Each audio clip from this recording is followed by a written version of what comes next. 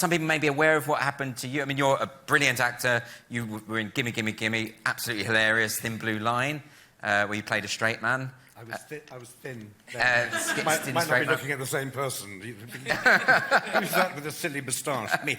But you've also been absolutely fabulous and an incredible career. And you were playing this role in these Doctor Who audio books. Yeah. Yes. Do you want to tell us what happened there? Well, I was asked to play the Master, which I don't know about Doctor Who, so I used to turn up, do the Master, record it, and I did about 6 or 7 recordings.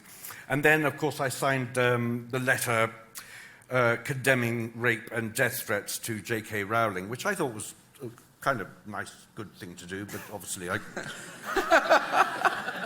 made a critical error there. I also signed a letter asking Stonewall for a respectful debate at the time when they were screaming no debate, together, only together. And then I found my name being missed off. They would release the CDs, my name would be gone, and I'd call them up and I'd call my agents and say, can you just look into this? It's a bit funny. And then my photographs started disappearing. And then they did a collection of all the people they've ever played the Master and left me off it.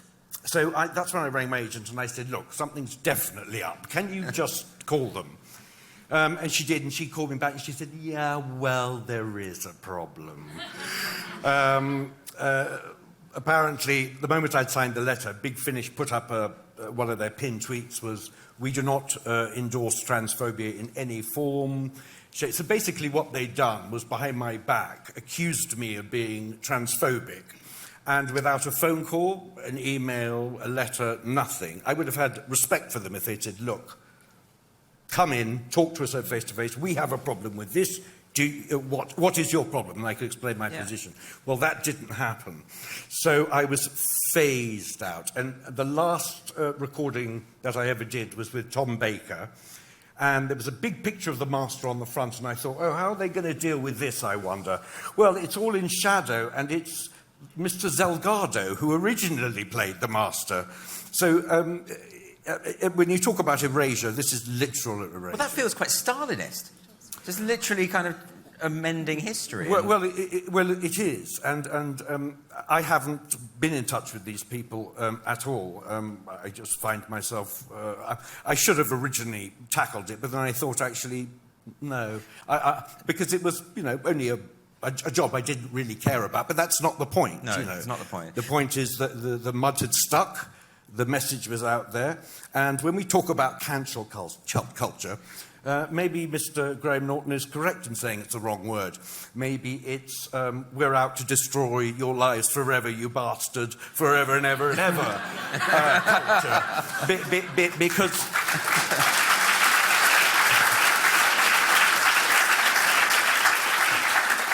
Because, as Rosie says, the process is the punishment. Yeah, yeah.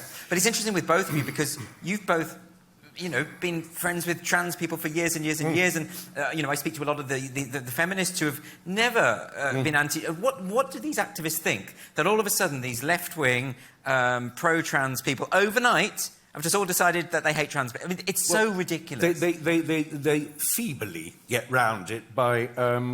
you're simply saying, well, you're right-wing. I noticed the other day on Twitter you were called right-wing. Oh, they call me that all the time, yeah, right-wing. And when you point out that we're talking, about people like, predominantly left-wing women fighting this fight, it's just another thing that they avoid. They've given no evidence of J.K. Rowling, no evidence at all, none of anybody else who's been under this witch hunt, they can provide anything else. So it seems to me that we're dealing with some seriously crazy people who are not in reality at all. Well, and it's mostly online. And there's something about the viciousness with which they express themselves. I mean, you get a lot of it as well, but you're very good at handling it online, James, because you're very funny. And but I cry in the corner afterwards.